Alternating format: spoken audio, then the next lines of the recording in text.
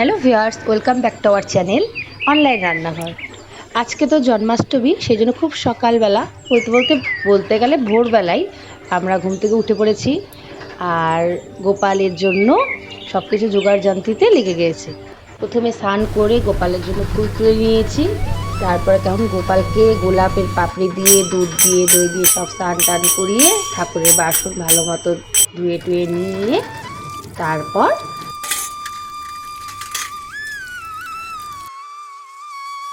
শুরু হবে গোপালের জন্মাষ্টমী পালন। তাহলে চলো দেখতে থাকো বন্ধুরা, কি কি করা যায়।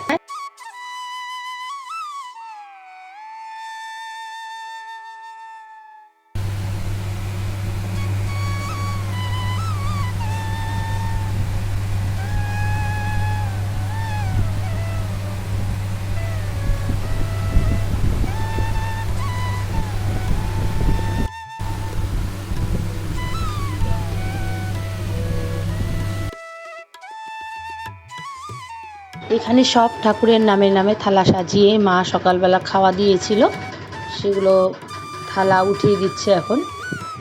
তারপরে গোপাল স্নান তো করানো হয়ে গেছে, এরপর মা সব খিচুড়ি টিচুড়ি বেড়ে নিয়ে এখানে আমি কিন্তু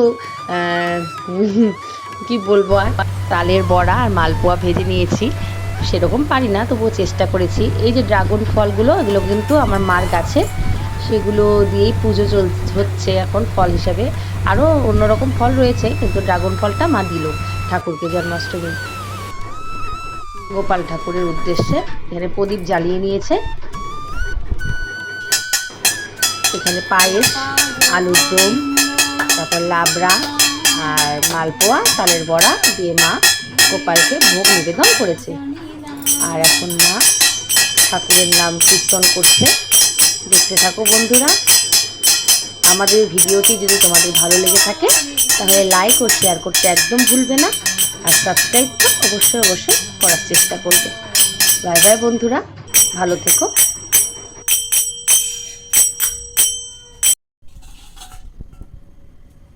কৃষ্ণায় বাসুদেবায় দৈবকী নন্দনায় চ অশেষ